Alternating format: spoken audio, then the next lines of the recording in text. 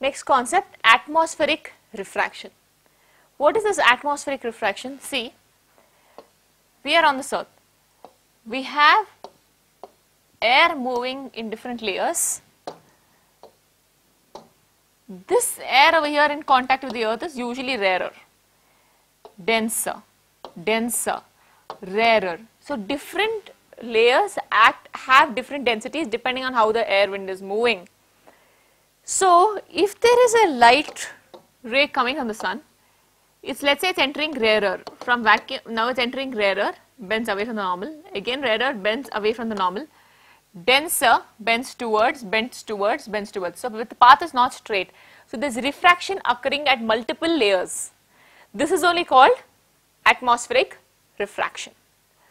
So how do we define it? The refraction caused by the Earth's atmosphere by the gradual change. Why? Because there's a gradual change, little small changes in the refractive indices of the layers of the air. Why? Due to varying conditions, there are different conditions that play a role, is called atmospheric refraction. Applications of atmospheric refraction that we will be studying: twinkling of stars, planets do not twinkle, and advanced sunrise and delayed sunset. Let's understand how. First one, twinkling of stars. So here, why do stars twinkle? Stars are very far from the earth. Okay. So let's say stars here. Now this entered here, bent, depending on rarer, denser, it bent, and it entered the eye. This atmosphere is continuously moving. Immediately this ray will enter with a different angle. So in the first case, this one felt the rays here. In the second case, he felt the rays here. So continuously it's on off. The position is slightly varying there. For us it feels like it's on off. Oh, it's here, it's on off. It's not moving, but it's on off, because it's, for 1 second you're feeling it's here, oh it's here. You're not able to see it coming from the same position. The position is changing, apparent position, and so you see the stars twinkling. Why do planets not twinkle then?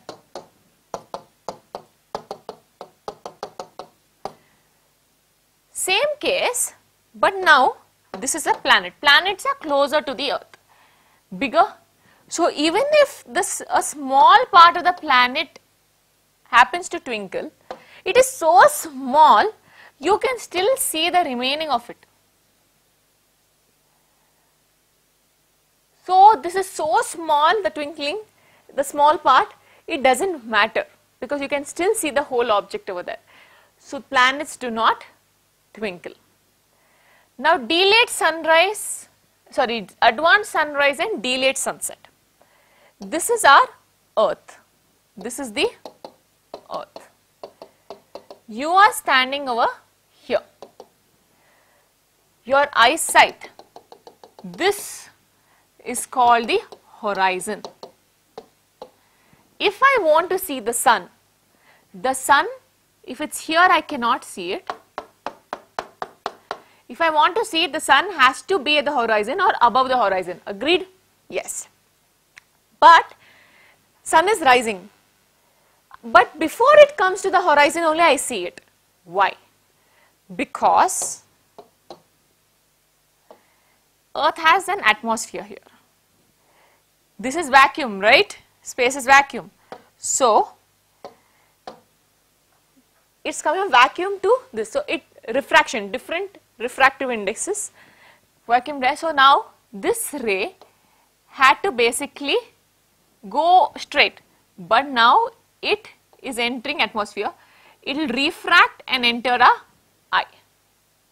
So even though the sun has not risen, you can still see the sun. Advanced sunrise. Same thing, delayed sunset. Sun is setting. It's already set, but you can still see it. Why? Same effect. delayed sunset. The next concept, scattering of light. I have in the atmosphere, we have many particles, air particles, water droplet, dust particles. So if there is light coming in, it changes the, if it doesn't just go in a straight path, it bends, again hits and goes. So like that we see the phenomena of the change in direction of propagation of light due to fine particles such as water droplets, air particles, air molecules, dust particles, etc.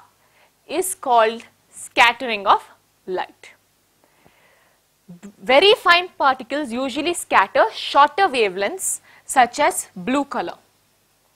If they are a little larger, then they scatter usually red color, or you can say longer wavelengths, This one, first one, shorter wavelengths, mainly blue. Blue is scattered most.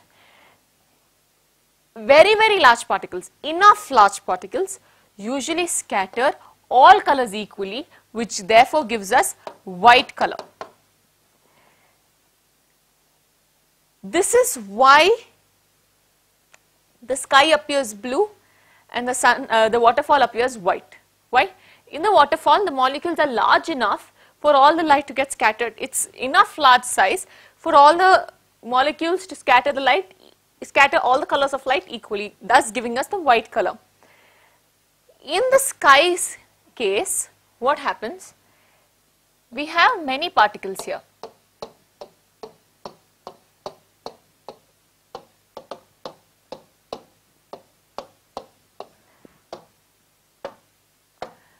If this white light, if this blue light scatters,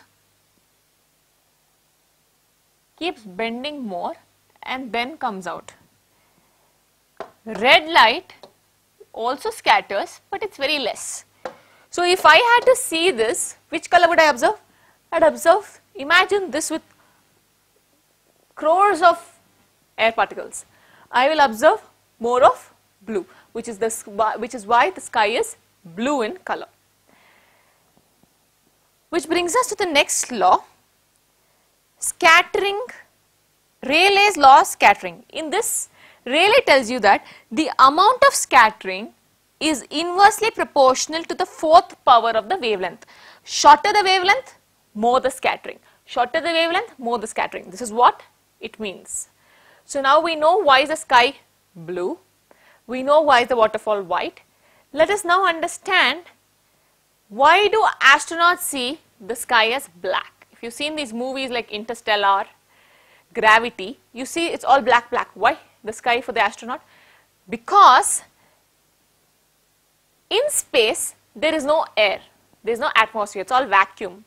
If there is no air particles, what happens? The white light will simply go straight into the astronaut's eye. Will I see my surrounding sky blue or anything? Because there is no scattering, I will not see any color for the sky around me, the surrounding around me. Which is why the sky for the astronauts is black in color. All these definitions, give reasons are in the notes in detail. Whatever I am saying, I put it in points and well written there. So go through the notes to understand better. Next concept, Tyndall effect. So usually in a sunny room, when during the mid-afternoon or whatever, you see sometimes you can actually see the sun rays entering your room and you can see dust particles moving in that. Yes, have you observed? Even in forest areas when there are too many trees, or you go drive along a road where there are too many trees and the sun, bright sun shining. So through the trees when you see, you can actually see these sun rays, and when you observe, you will see a few dust particles moving around. This occurs due to something called Tyndall effect. What is this? The phenomena of scattering of light by colloidal particles is called Tyndall effect. What colloidal particles is there here? See, colloidal particles means in a liquid, I have put solid, but the solid is not settled down, like mud in water, sedimentation. If the particles are suspended, in the liquid, These particles, this solution is called a colloidal solution. So if there is sun ray coming here, they will bend, right? And which is why the path becomes visible. You can see the brown particles moving. So the path becomes visible due to Tyndall effect. What is Tyndall effect? It's a phenomena of scattering of light by colloidal particles. We'll study a small experiment based on this which will help us understand a few applications. So in this arrangement, we have taken a convex lens. Why? To create a parallel source of light. So we keep a source of light as its focal length. If the object is at the focus, the image is formed at infinity. So I keep a source of light at focus, so the rays coming out have to be parallel. These rays are coming parallel. We take a solution of water in which we add sodium thiosulfate in it.